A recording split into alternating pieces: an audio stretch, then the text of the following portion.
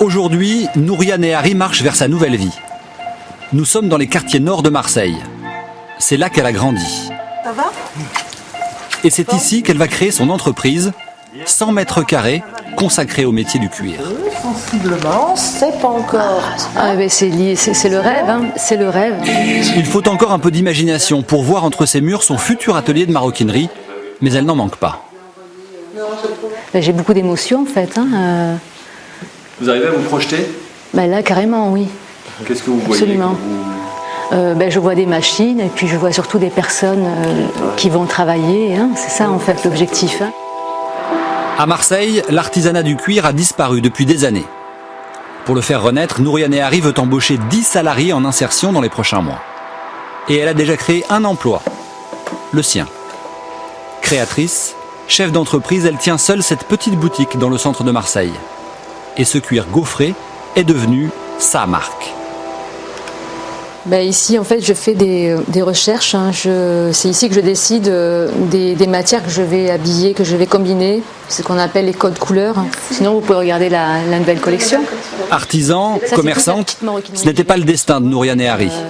D'échec scolaire, en petit boulot, elle a trouvé sa voie à 40 ans, le cuir. Elle a même été primée par le concours Lépine pour ce sac modulable. Donc, c'est ça l'idée. L'ancienne animatrice est à la recherche de forme et de sens.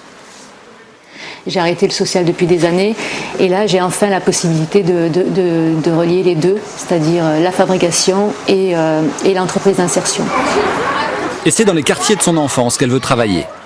Ces arrondissements où le chômage touche 40% des jeunes, où le trafic de drogue ravage certains secteurs, mais où vit toujours la famille Nehari. 5 sœurs qui ont vu s'épanouir Nouria au caractère bien trempé face aux difficultés. Les quartiers populaires ne portent pas d'aide aux filles en général. C'est plutôt les garçons qu'on aide, et nous malheureusement, ou heureusement, on est issus d'une famille sans garçons. Je ne suis pas une exception. Il y a plein de gens qui se battent tous les jours. Il y a des mères de famille qui essayent d'élever leurs enfants. Il y a effectivement des quartiers où on ne peut plus rentrer, où ça a tellement été laissé à l'abandon qu'aujourd'hui c'est entre les mains des dealers, quoi. Et là, c'est là où il ne faut pas baisser les bras. Alors William, hop, ça finit ton travail. Allez, tu prends ton cuir et tu vas à ton poste de travail. Son goût du combat, Nouria Nehari a décidé de le transmettre. Avec autorité. Le gabarit, il est faux. Donc il faut le refaire. D'accord ? Elle enseigne depuis 5 ans à ces jeunes lycéens des quartiers populaires. La technique, bien sûr, mais surtout l'exigence. J'observe et je me dis que voilà, il y a tel élève qui pourrait venir travailler dans mon futur atelier, dans l'atelier qui est en train de se préparer. Hein. Donc ils auront un salaire.